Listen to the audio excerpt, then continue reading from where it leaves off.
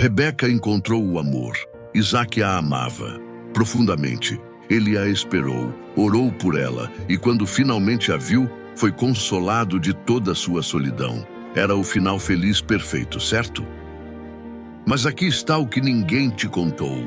Mesmo sendo escolhidos por Deus, mesmo tendo visto milagres impossíveis, a oração de Eliezer respondida antes de terminar, o encontro profético no deserto, a promessa divina sobre suas vidas.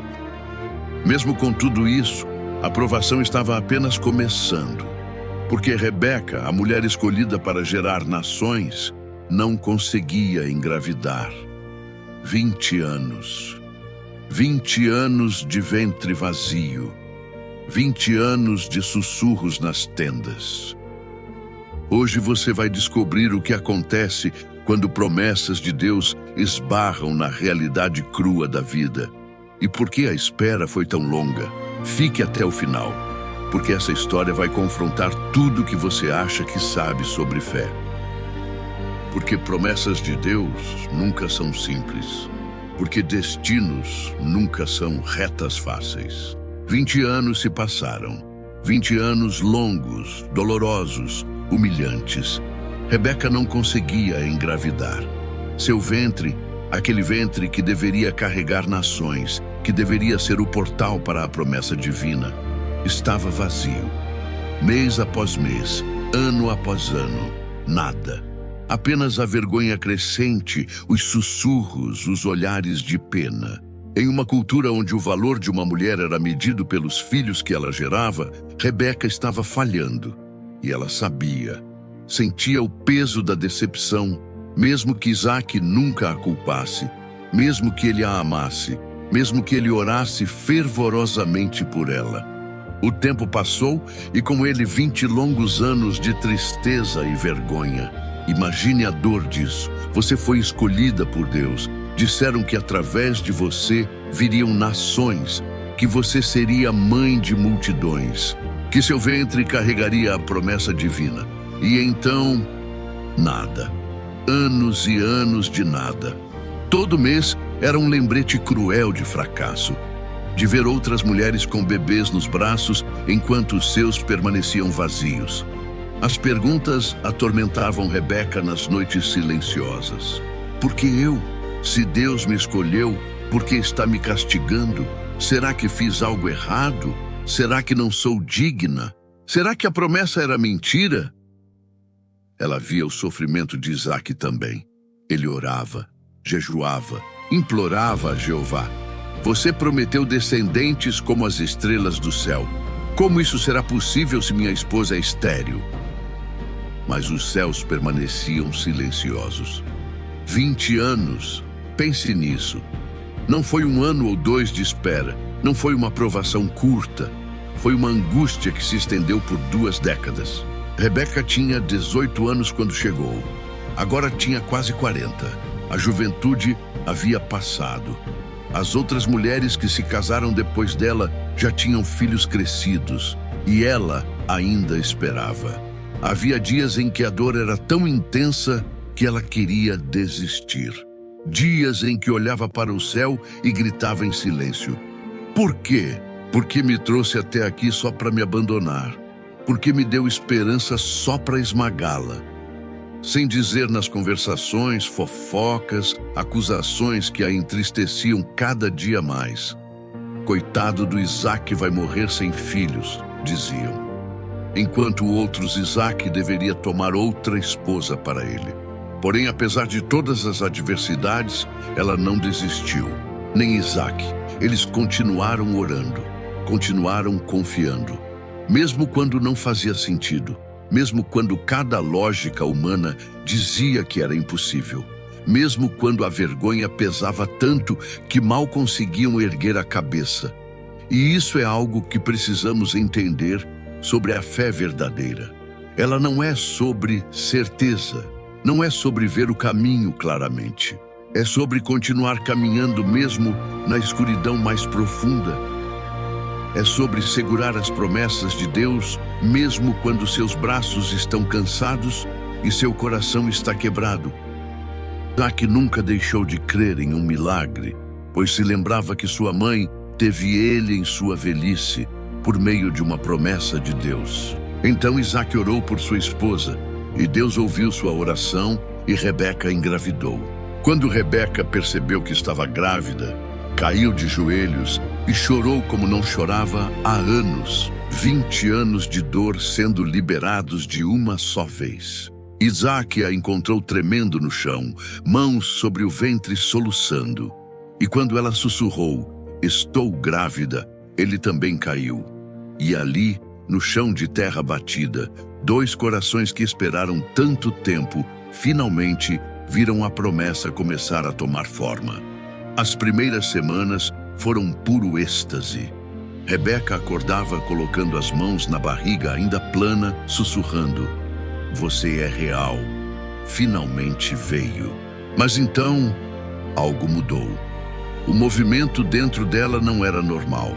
Não era o movimento suave e reconfortante de um bebê, como se algo estivesse lutando dentro dela. Não se mexendo, lutando. Chutes que a faziam dobrar de dor. Movimentos tão violentos que ela podia ver sua barriga se contorcendo de formas impossíveis. As outras mulheres começaram a cochichar. Nunca vimos isso. Parecia estar acontecendo uma guerra dentro dela, ou como se houvesse algo muito errado. Rebeca não conseguia dormir. A dor era constante. Não conseguia comer, que se sentia muito mal. E o pior era ver Isaque impotente, assistindo seu sofrimento sem poder fazer nada. Foi numa dessas noites de agonia que Rebeca fez algo extraordinário. Arrastou-se para fora da tenda no meio da noite e caiu no chão, mãos agarrando a terra, e gritou para os céus, "Por que, Senhor? Por que está acontecendo isso comigo?" E Deus respondeu, não com trovões ou anjos, mas com palavras que se gravaram em seu coração como fogo em pedra. "2 nações estão no teu ventre, e 2 povos se separarão das tuas entranhas. Um povo será mais forte do que o outro povo, e o mais velho servirá ao mais novo." Rebeca ficou paralisada. 2 nações dentro dela. Não era um bebê, eram 2. E não eram apenas bebês, eram 2 povos, 2 nações, lutando desde o útero. E mais, Deus estava dizendo que a ordem seria invertida. O mais novo seria maior que o mais velho. Isso desafiava tudo. O primogênito sempre recebia a bênção. Mas Deus estava reescrevendo as regras. Aquilo explicava a guerra. Aqueles bebês já lutavam pelo destino, já competiam pela promessa. Desde antes de respirarem, já eram rivais. Os meses finais foram agonia. Rebeca mal conseguia andar, mas havia algo mais agora. Havia conhecimento. Ela sabia o que carregava, e aquele peso era maior que a própria gravidez. Então chegou o dia. As contrações foram imediatas e brutais. As parteiras vieram, mulheres experientes que haviam trazido dezenas de bebês ao mundo. O parto durou horas. Horas de dor e Rebeca gritando até ficar sem voz. Horas de Isaque do lado de fora, ouvindo os gritos e orando por Rebeca. Então uma parteira gritou, "O primeiro está vindo." Quando o bebê emergiu, todas ficaram em silêncio. Choque absoluto. O bebê era ruivo, tinha bastante cabelo e também pelos em todo o corpo. Até sua pele era avermelhada. Algo incomum para todos. Chamaram-no Esaú, peludo. E desde aquele momento ficou claro que ele era selvagem, forte, primitivo. Mas então aconteceu algo ainda mais profético. "Espera, há outro." E quando o segundo bebê começou a sair, todas viram algo impossível. O segundo bebê estava segurando o calcanhar de Esaú. Com sua mãozinha minúscula, ele agarrava o calcanhar do irmão com força impossível para um recém-nascido. Como se tentasse puxá-lo de volta. Como se estivesse roubando o lugar do irmão desde o primeiro segundo de vida. Impossível. É um sinal, um presságio. A parteira mais velha murmurou com medo real na voz. Chamaram-no Jacó, aquele que segura o calcanhar. Mas o nome também significava suplantador, enganador, aquele que toma o lugar de outro. Quando colocaram os 2 bebês nos braços exaustos de Rebeca, ela olhou para eles tão diferentes, tão claramente destinados a conflito, e sentiu algo se partir. A alegria, sim. Depois de 20 anos, finalmente tinha filhos. A vergonha havia sido tirada, mas também uma certa preocupação, pois ela havia ouvido a voz de Deus e sabia o que aqueles meninos representavam, porque podia ver naqueles 2 bebês lutando mesmo agora em seus braços um futuro de conflito e escolhas impossíveis. 2 nações, ela sussurrou, lágrimas escorrendo. 2 nações estão nos meus braços. Isaque, quando entrou e os viu, caiu de joelhos e louvou ao Senhor. Chorou de alívio, de alegria, de temor, adoração e gratidão a Deus, porque ele também entendia. Aqueles não eram apenas filhos, eram cumprimento de promessas antigas e a perpetuação de um legado de promessas que se passavam de geração a geração. E naquela tenda, cheia do cheiro de vida nova, enquanto Rebeca segurava aqueles 2 destinos, ela pedia sabedoria a Deus para cuidar desse grande desafio que viria, de manter a união desses irmãos que desde o ventre já estavam em guerra. E Rebeca estava exausta, mas viva e aliviada, olhando para aqueles 2 bebês tão diferentes, sabia que sua jornada estava longe de terminar. A promessa feita a Abraão estava se desenrolando, mas não da forma simples que qualquer um imaginaria. Na verdade, estava apenas começando. Os anos passaram e os gêmeos cresceram, mas cresceram diferentes e divididos. Esaú se tornou um caçador, forte, destemido, homem do campo. Amava a liberdade, a aventura, o cheiro da terra e o desafio da caça. Tinha uma alma espirituosa, intensa, às vezes impetuosa. Isaque o admirava por isso.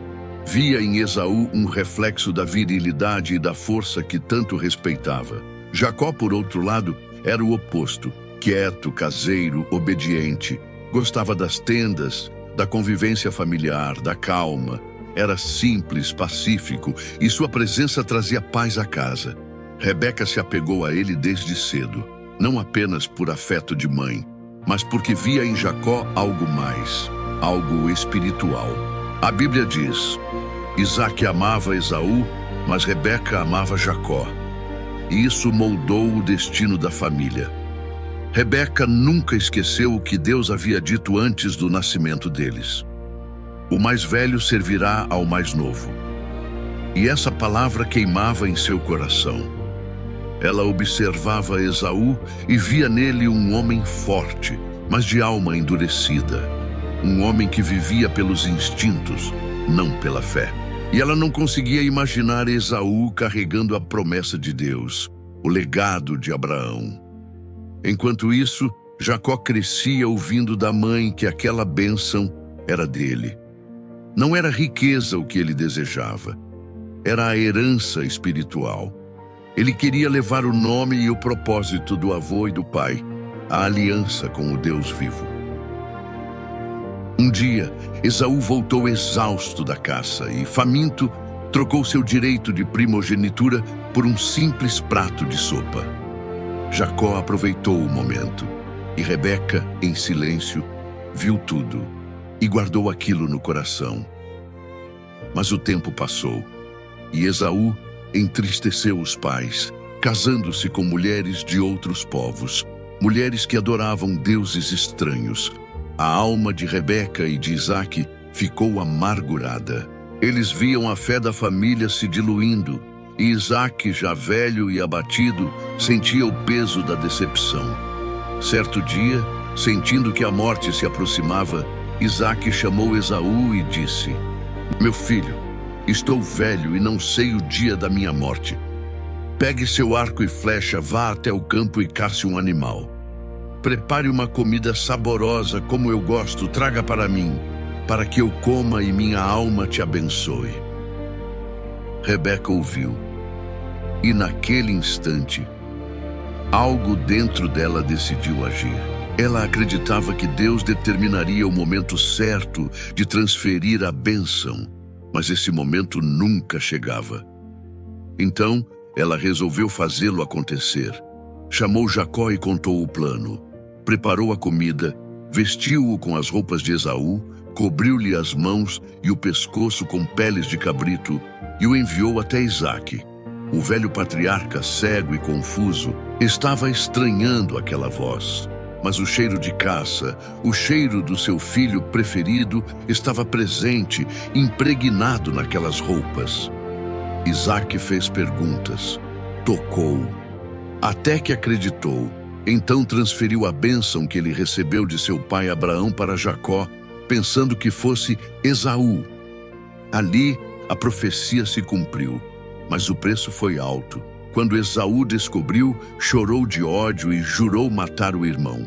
Jacó teve que fugir, e Rebeca o enviou com o coração despedaçado. Ela salvou o filho, mas perdeu a família. Nunca mais viu Jacó. O jovem pacífico e obediente se tornou um fugitivo. E Rebeca envelheceu sozinha, lembrando do amor, das promessas e das dores que suas próprias mãos apressaram. Morreu sem rever o filho que tanto amava. Os últimos anos de Rebeca foram marcados por ausência, saudade, reflexão profunda sobre escolhas que fizera. Ela envelhecia nos campos de Canaã, vendo estações mudarem, mas sempre com vazio. O vazio deixado por Jacó, filho que nunca mais viu. Havia dias em que ia no poço onde vira Isaque pela primeira vez, e ali, no silêncio, orava: Jeová, Deus que me vê, protege meu filho e perdoa minhas escolhas. Tentei ajudar tua profecia, mas talvez tenha sido presunçosa. E às vezes sentia paz inexplicável, como se Deus sussurrasse: eu vi, eu sei, e apesar de tudo, meus propósitos permanecerão. Ela lembrava de tudo. Da jovem de 18 junto ao poço, quando o estranho chegou. De oferecer água sem pensar. Da jornada pelo deserto. De ver Isaque pela primeira vez. Dos 20 anos de espera. Da profecia, 2 nações. E agora entendia. Aquelas palavras não eram só sobre bebês. Eram sobre destino. Sobre como Deus trabalha, através de imperfeição humana, para cumprir propósitos eternos. Rebeca morreu sem ver Jacó, sem ver reconciliação, mas sabendo algo fundamental: fora parte de algo maior. A Bíblia não dá detalhes sobre sua morte, apenas menciona que foi sepultada em Macpela, com Abraão e Sara. Mas sua história não terminou, ela continua. Através de Jacó vieram as 12 tribos: Rúben, Simeão, Levi, Judá, Dan, Naftali, Gade, Azer, Issacar, Zebulon, José, Benjamim. E dessas tribos, uma nação que seria luz para gentios. De Judá viria a linhagem real, Davi, Salomão. E 1500 anos depois, numa pequena cidade chamada Belém, nasceria bebê de virgem chamada Maria. E aquele bebê seria Jesus, Emanuel, Messias prometido. E através dele, promessa a Abraão: através de você, todas as famílias serão abençoadas. Se cumpriria completamente. Tudo começou com um jovem junto a poço. Jovem que disse sim, imperfeita, que cometeu erros, mas que teve fé. Fé para deixar tudo. Fé para esperar 20 anos. Fé para acreditar que Deus tinha propósito, mesmo quando doloroso. Mas há algo mais profundo. A história de Rebeca é profecia, figura do que estava por vir. Abraão representa Deus Pai. Enviou servo buscar noiva para filho único, amado. Eliezer representa Espírito Santo. Foi à terra distante buscar noiva. Não falou muito de si, apenas apontou para noivo, apresentou presentes, testemunhou, guiou. E Rebeca representa a igreja, você, eu, todos que creem. Estava ocupada com tarefas simples quando foi chamada. Não procurava príncipe, apenas tirava água. Mas quando o convite veio, teve que escolher. Você irá com este homem? Teve que deixar tudo, família, terra, para viajar através de deserto, para encontrar alguém que nunca vira, confiando apenas em palavra de servo fiel. E quando a jornada ficou difícil, quando o calor queimava, quando estava cansada, Eliezer contava histórias sobre Isaque, sobre quem ele era, sobre amor dele, sobre herança que a esperava, e essas histórias a sustentavam. Você vê o paralelo? Nós fomos chamados para fora do mundo, convidados a deixar tudo e seguir Cristo, alguém que nunca vimos com olhos físicos. Jornada é difícil, deserto desta vida é real, mas Espírito Santo está conosco. Ele não fala muito de si, aponta para Jesus, nos dá presentes espirituais, nos guia. E quando estamos cansados, conta histórias sobre nosso noivo, sobre o amor dele, sobre o que nos espera. E quando finalmente o virmos face a face, ele virá ao nosso encontro. Como Isaque veio aos campos encontrar Rebeca. E haverá reconhecimento, amor, união, sensação esmagadora. Toda a jornada valeu a pena. E assim como Rebeca trouxe consolo a Isaque, nós trazemos alegria ao coração de Cristo. Somos sua noiva, aquela que ele amou tanto que morreu por ela. O véu que Rebeca usou representa pureza, santidade, preparação. E a pergunta feita a ela é a mesma feita a cada um de nós. Você irá? Você deixará o mundo para seguir Cristo? Confiará nele sem vê-lo? Atravessará deserto da vida cristã, acreditando que há glória esperando? Porque a história de Rebeca não é só história antiga, é sua história, é minha história, é a história de todo que ouve chamado de Deus e decide: vou confiar, vou ir. Rebeca disse sim e mudou o mundo, não porque era perfeita, nem não era, não porque nunca errou. Rebeca não sabia como seria quando disse sim, não sabia sobre dor, sobre filhos que se odiariam, sobre nunca mais ver Jacó, sobre consequências dolorosas de suas escolhas. Ela só sabia uma coisa, que havia um poço, um estranho, um convite e um Deus que vê. E ela disse sim, e mudou a eternidade. Se essa história tocou seu coração, compartilhe, porque alguém que você conhece precisa ouvir hoje que é possível dizer sim ao impossível, que é possível confiar em Deus quando não vemos o caminho, que é possível ser usado por Deus apesar de nossas imperfeições. Inscreva-se no canal para mais histórias bíblicas que vão tocar sua alma e fortalecer sua fé. Deixe seu like se essa história falou com você. E nos comentários me diga, você já teve que dizer sim a algo que te apavorava? O que aconteceu? Porque no fim, a história de Rebeca é sobre todos nós, sobre o convite que Deus faz, sobre a escolha que temos que tomar, sobre a fé que nos leva através do deserto até o amor que nos espera. Você irá? A resposta que você der mudará tudo.